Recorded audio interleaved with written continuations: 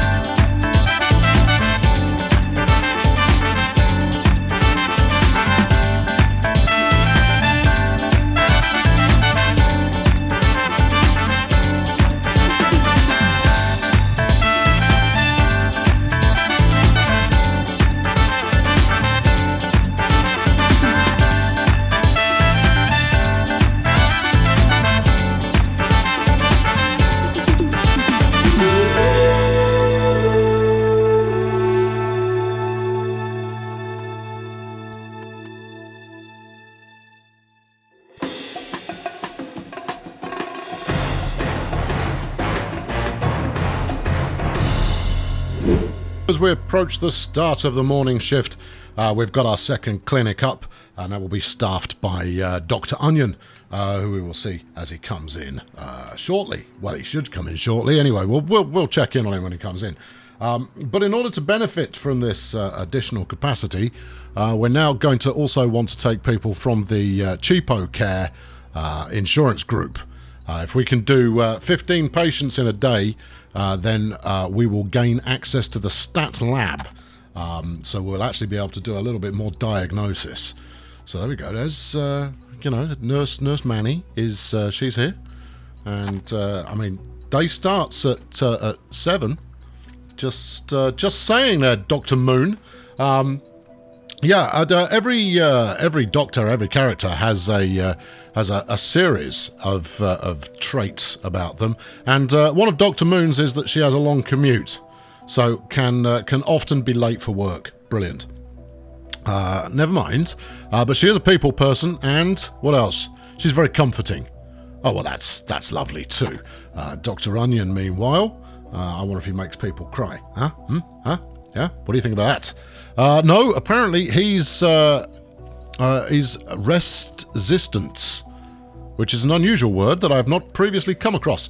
However, his rest levels are dropping slower, so he takes a little bit longer to get back up to ramming speed once you've got him resting. Well, I've been called in for a consult, and it's Tiger Woods, he's lost a fair bit of his hair, it has to be said, and the possible diagnoses are that it could be tennis elbow, could be golfer's elbow. He's got a dicky elbow. I mean, what do you want me to do about it? He's got some tenderness. He's got some elbow pain. Well, that would be consistent. And he's got one hidden symptom, which may give away everything. Now then, we've talked to him, we've given him a physical exam, and we've taken his temperature. For what reason, I have no idea. We don't have the ability to do an X-ray or an MRI, which, to be honest, feels like overkill. It's tennis elbow, mate, and hang on, it's Tiger Woods. You sure it's not golfer's elbow? No, he's very rarely playing golf these days. Have some drugs, have some proliferation therapy, whatever that is. Let's hope it doesn't proliferate to the other elbow as well. You're done, sunshine. Get out. That's it. You're fixed now, as you were. That's not a good sign there for Dr. Onion. His first patient of the day, and he's calling me in to tell him what the problem is. Ridiculous. Anyway, as you can see, the waiting room is starting to fill up with people. Hopefully we'll breeze through them pretty well. What are you doing with him now? Come on, look, we've got this done. Don't just let him sit there wiggling his legs. Kick him out. Get the next one in. We're not going to make the bucks by you spending all day with people now, Onion. So you know, trot on. Right, meanwhile, over in Bay 2 here, who have we got going on? Well, it appears it's David Beckham, and he's also lost his hair, but he's a factory worker. He's also got insurance. That's beneficial. The doc has already identified that he's got laryngitis. I'm not so sure. I think he always sounds like that. But what have we got? His symptoms: he's got a sputumy cough. He's got dysphagia, inflamed sinuses, a headache, swollen lymph nodes, hoarseness. He's got pain when he swallows. We don't need to know anything else about this. I mean, you've given him the works, frankly. What should we treat this with? Let's give him some painkillers. Let's give him antibiotics and a nasal spray. Tell him to eat something sensible. Have some of that and a bit of this and do all of it. Take that lot. Sort you right out, mate. Anyway, out you go. Come on, we're done with you. You don't need to test anymore. We already know he's got laryngitis. This is overkill. It's completely unnecessary. Anyway, go and kick your ball about in the car park. You'll be fine. You'll be right as rain. Right, good. Meanwhile, over in Dr. Onion's facility. Right, it's Carole King, songwriter extraordinaire, and in fact, according to this, acrobat. Oh, fair play. She's got hay fever. Another one. Tell you what, look, I don't think cough suppressants are going to do the job. There you go, he's already recommended antihistamines, which, you know, everyone who has hay fever should already know. Just take some antihistamines and shut up. Just deal with it. Don't go, oh, my hay fever's so bad today. Gonna go, well, sorry about that. Anyway, yeah, Carole's been ejected from the premises, and that's allowing us to crack on. Now, what I'm keeping an eye on at the moment is just how filthy this facility gets, because if we're not careful, it will start to spread all kinds of untold misery to our various clientele, and they expect a higher level of service than that, given that they are some of Hollywood's high and mightiest. And therefore, we are going to want to be a little bit careful when it comes to cleanliness. Now, I don't want to hire a janitor just yet, because I'm not made of money. I don't want to spend it until I've absolutely had to. Anyway, lunchtime's rolling around. It's midday, and we've cured 5 of 5. Get in the tag team combo from the WWE of Doctors Moon and Onion getting the job done there, and that's tremendous. Although the number of people in the waiting room is a bit of a concern. Yeah, I think maybe if I were to put, I don't know, a pinball table and, you know, some kind of one-armed bandit in there, that would probably do the job to keep them amused and make a little bit of extra cash for me in the process. I don't want them getting bored. That's the thing. So let's, what do we got here? Clock. I always find that, yeah, your medical waiting room has always got a clock in it somewhere. That way you know to go, oh, I was waiting for 72 hours and they told me I had hay fever, which is good. An eye poster, heart poster. No, people don't need to know that, but what they might want is a cactus, so that when they find, I need a table. Oh, that's no good. Table. No, I ain't got anywhere. I've got nowhere the table can go, apart from here, which is kind of, it's not in anybody's way, but we may end up getting some bonus treatment rewards there as people come in. Well, I came in and I got laryngitis, and I've also now got this deadly poisonous rash that I appear to have picked up off your cactus. I kind of go, well, that'll be an extra $2,000, I'm afraid. But yeah, we can certainly fix that up for you. But we're rattling through them. 7 of 7 cured now. Come on, my team. Let's get this done. We're an efficient unit. Nurse Ratchet there has gone for a quick whiz, as you do, and she'll be back on. Washed her hands, because a clean hospital is a mean hospital. That's what I like to say. Staff lunch from 1 till 2. What? What do you mean staff lunch? We don't do lunch. I suppose I could put in a break room for them. And I have been intending to actually set this out as a corridor. Let's bring that up. Let's get another corridor going. Purely because I've got expansion plans. So if we run this corridor all the way down there, then that will give me suitable expansion opportunity later on. We'll do the right thing and give it some flooring. We're using this cheap laminates. That way, if someone does have a bit of a spurter, it's easy to tear up if we can't clean it normally. Right now then, do I want to put in a break room?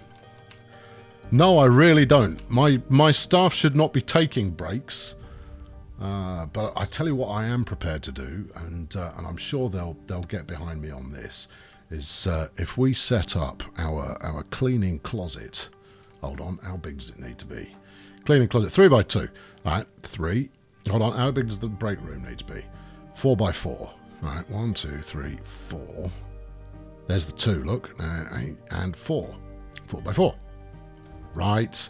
No, that's not what I meant. Put this. There you go. Thank you. And a cleaning closet right next door to it. Like so. I see, there's method in my method. And then we'll wang some more corridor down there, and we'll give it a bit of parquet flooring. Actually, this is not even close to parquet flooring. It's flipping laminate. Right, doors. People like doors. We'll put a sinister white door that people go, what's behind the white door? And I'll tell you what's behind it. It'll be a mop and a bucket. Oh, I'll tell you what, you have to build walls first, don't you? Yeah, I'm clearly new to this. Right, bang some of that. Bang a bit of this, whiz that down there, up the tempo, there you go, lovely job. And then we'll go and grab a door and go, hey you, door. And then, I don't know, what do we want on the staff room? I don't want to say it's restricted, because that feels churlish. Obviously, they're going to relax a whole lot better when they've got no natural light coming in. That's what I've always found. What do we think? About there? Yeah, sure. Why not? Good. Right. Let's give that some carpet as well.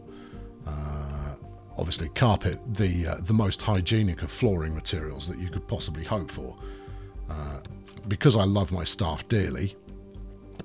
There you go. You can have some hardwood. Yeah. Don't all thank me at once. And you can have the checkerboard of misery. Splendid. Good. Now then, back to... Kill that, hit this, there you go. You need a bucket and cart, or a bucket cart, like so. Right, we'll turn it around so you can maneuver the thing.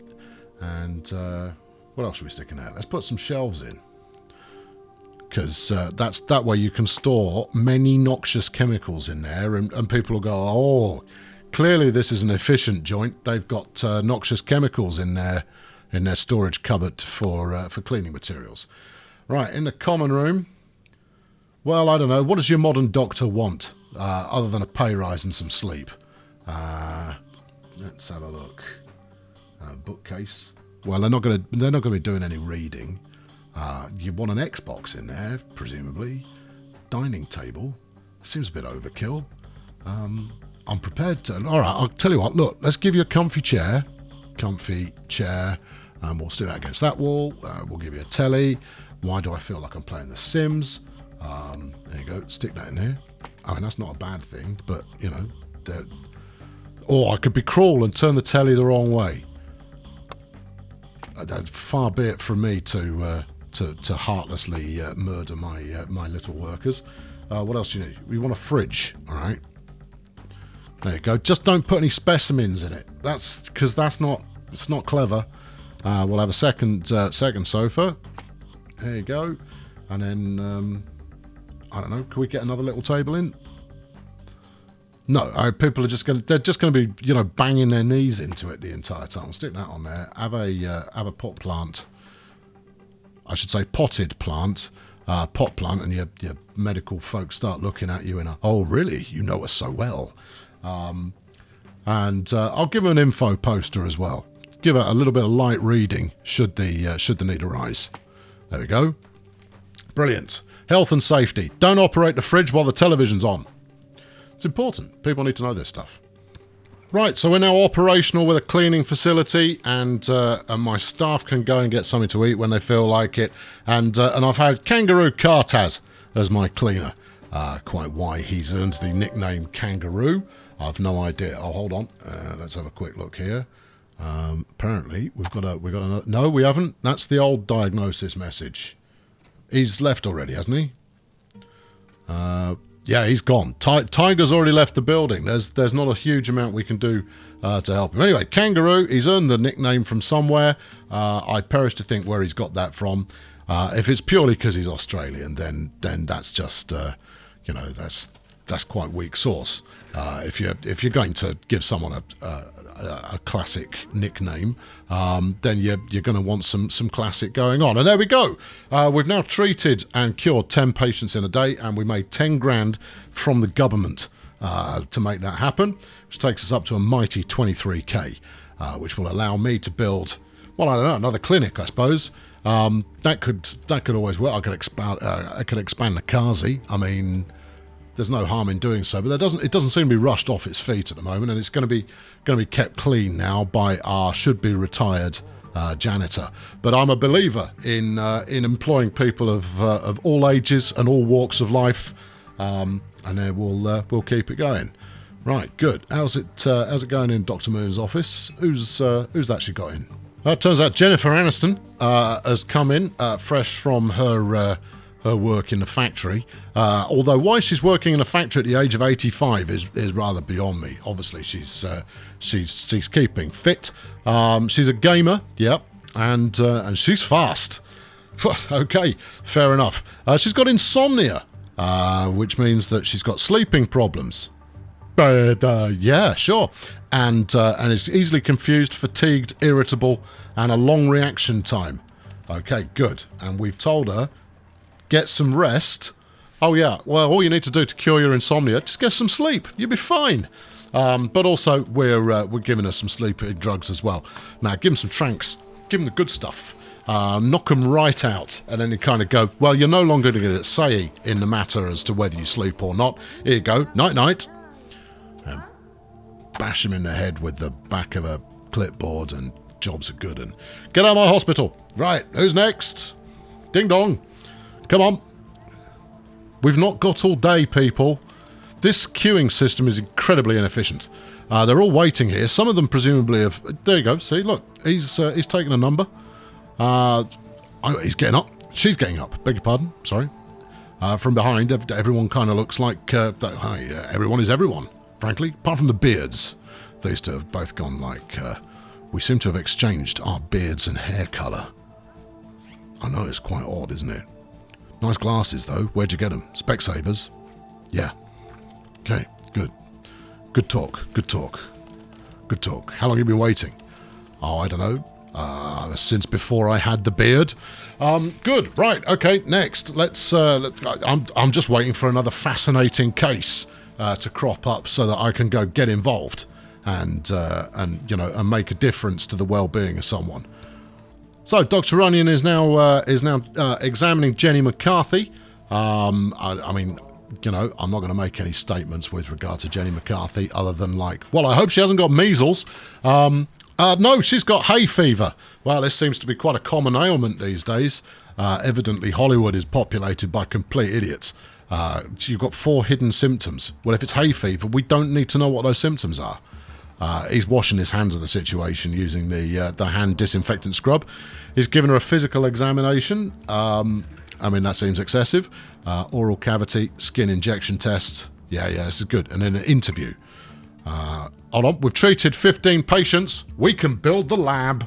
and then I can get some of the machines that go ping.